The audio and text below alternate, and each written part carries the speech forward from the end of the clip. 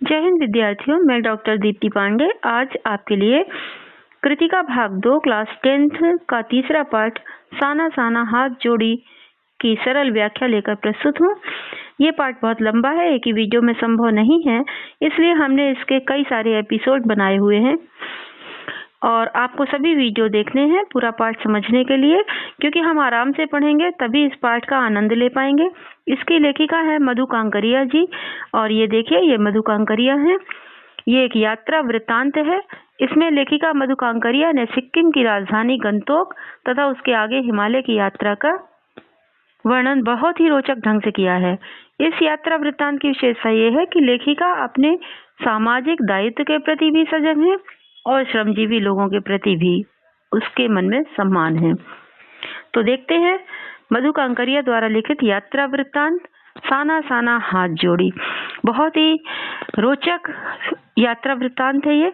बहुत सारी नई नई जानकारी आपको इस पाठ से मिलेगी और आप बहुत आनंद उठाएंगे, लेकिन आनंद उठाने के लिए आपको इसके सारे वीडियो देखने आवश्यक हैं और ये पाठ आपके मनो मस्तिष्क में अच्छी तरह से छप जाएगा और आप इसके प्रश्नोत्तर भी बहुत अच्छी तरह कर पाएंगे। तो आपके बोर्ड एग्जाम के लिए ये पाठ अत्यंत आवश्यक है। इसे देखिए और कमेंट बॉक्स में अपने कमेंट दीजिए कि ये पाठ आपको कैसा लगा। तो आइए पढ़ते हैं मधु कांकरिया द्वारा लिखित साना साना हाथ जोड़ी यात्रा वृत्तांत। इस पाठ में लेखिका मधु कांकरिया जी महानगरों की भागम भाग भरी जिंदगी से ऊबकर पहाड़ी प्रदेशों की यात्रा पर चली जाती हैं। सिक्किम के शहर गंगटोक से शुरू करके उन्होंने हिमालय तक की यात्रा करी और इस यात्रा में उनकी सहेली मणि भी साथ में थी। उनकी जीप का ड्राइवर जितेंद्र नार्गे भी था, जो कि गाइड भी था। साना साना हाथ जोड़ी का अर्थ है छोटे छोटे हाथों को जोड़कर प्रार्थना करती हूँ, यानी नन्हे नन्हे हाथों को जोड़कर प्रार्थना करती हूँ। ये उस गीत का अंश है, उस प्रार्थना का अंश है जो उन्होंने आज सवेरे ही एक नेपाली युवती से सीखा था। इसमें यात्रा वृत्तांत साना साना हाथ जोड़ी में उन्होंने इसका अर्थ बताया है। उन्होंने अपनी इस यात्रा के अनुभव को अपने इस यात्रा वृत्तांत साना साना हाथ जोड़ी में बताया है। इस पाठ में लेखिका ने हिमालय के पल पल परिवर्तित होते हुए रूप का ऐसा मनोहारी चित्रण किया है मानो हम स्वयं ही यात्रा कर रहे हों। तो चलिए पाठ शुरू करते हैं। मैंने हैरान होकर देखा, आसमान जैसे उल्टा पड़ा था और सारे तारे बिखर कर नीचे टिमटिमा रहे थे। दूर ढलान लेती तराई पर सितारों के गुच्छे रोशनियों की एक झालर सी बना रहे थे। क्या था वह? वह रात में जगमगाता गंगटोक शहर था। इतिहास और वर्तमान के संधि स्थल पर खड़ा मेहनतकश बादशाहों का शहर। वह एक ऐसा शहर था जिसका सब कुछ सुंदर था, सुबह, शाम, रात। तो इस पाठ में लेखिका ने गंगटोक शहर, जो सिक्किम की राजधानी है, उसके वर्णन से उन्होंने इस यात्रा वृत्तांत की शुरुआत की है। वह गंगटोक के इतिहास पर नजर दौड़ाते हुए उसे इतिहास और वर्तमान के संधि स्थल पर खड़ा मेहनतकश बादशाहों का शहर बताती हैं। इसी क्रम में वह बताती हैं कि सितारों भरी रात ने उसे सम्मोहित सा कर दिया है। वह चेतना शून्य सी हो गई है। मतलब कहने का आशय यह है कि गंगटोक शहर की सुंदरता से वो बेहद प्रभावित थी, अभिभूत थी, क्योंकि वो इतनी ऊंचाई पर खड़ी हुई थी कि नीचे ऐसा लग रहा था आसमान जैसे नीचे पड़ा हुआ है और तारे नीचे टिमटिमा रहे हैं। एक्चुअली वो रोशनी की झालर थी जो रात को जगमगा रहा था पूरा शहर, वो रोशनी थी।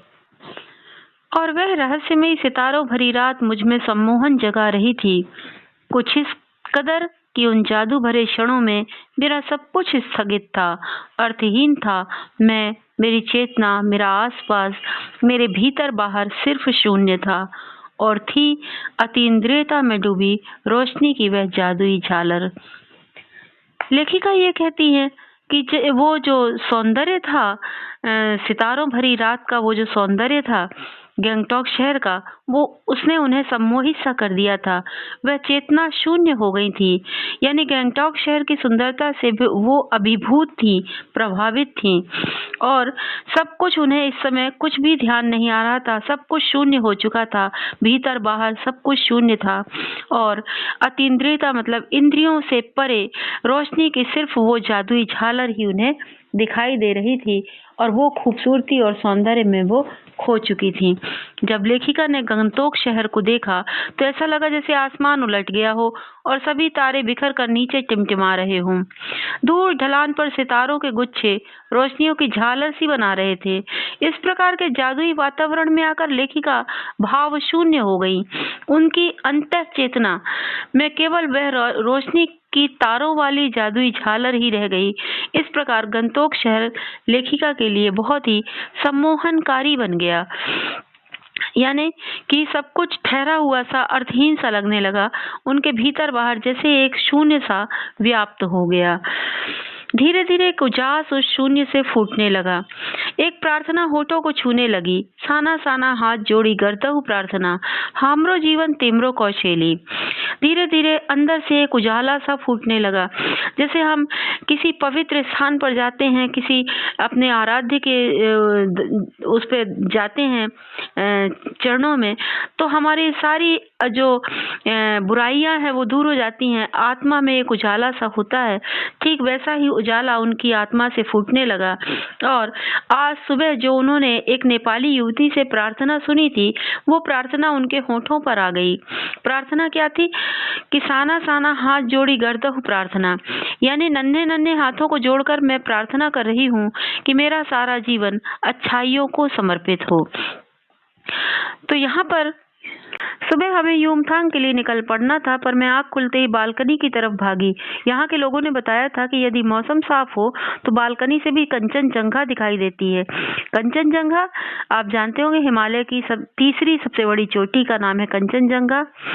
और पर मौसम अच्छा होने के बावजूद आसमान हल्के हल्के बादलों से ढका था। पिछले वर्ष की ही तरह इस वर्ष भी बादलों के कपाट ठाकुर जी के कपाट की तरह बंद ही रहे।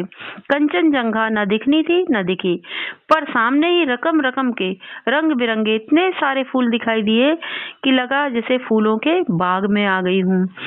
तो इस कंचनजंगा की चोटी देखने का प्रयास लेखिका ने किया, पर वह पर्वत श्रेणी तो ना दिखी, लेकिन बहुत सारे रंग बिरंगे फूल अवश्य दिखाई पड़े।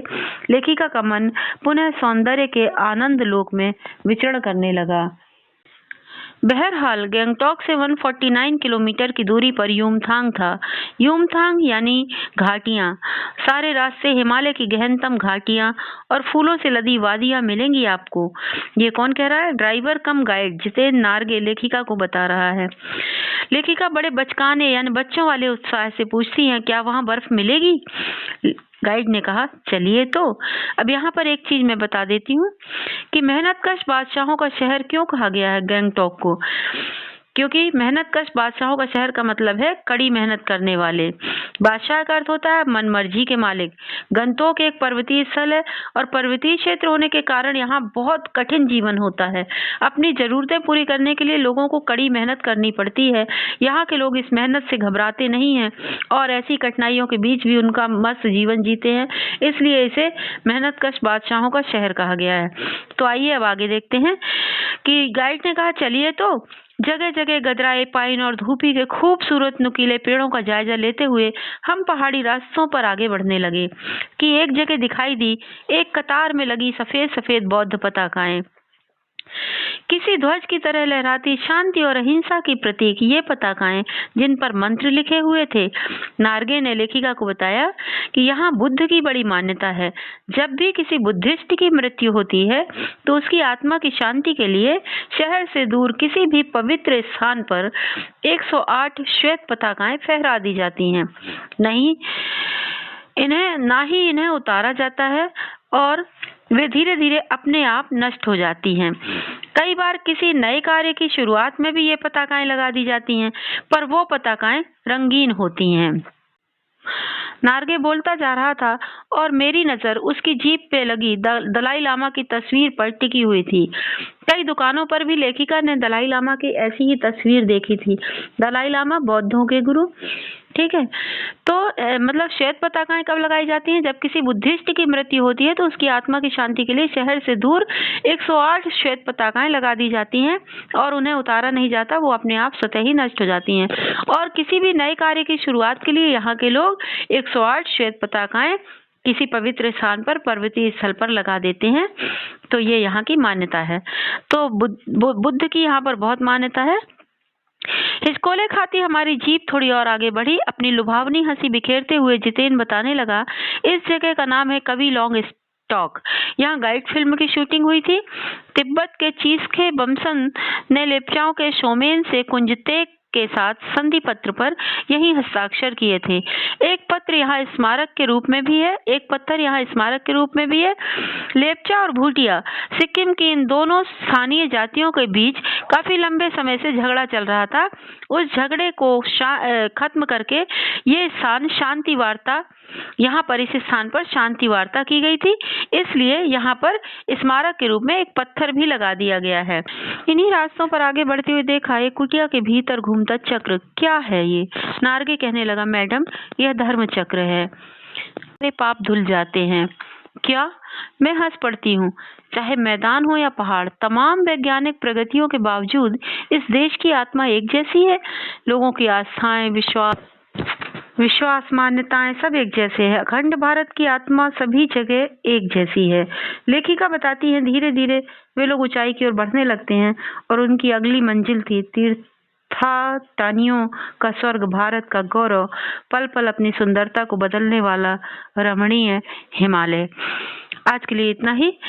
पाठ का अगला भाग हम अगले वीडियो में पढ़ेंगे। तब तक के लिए धन्यवाद, शुक्रिया।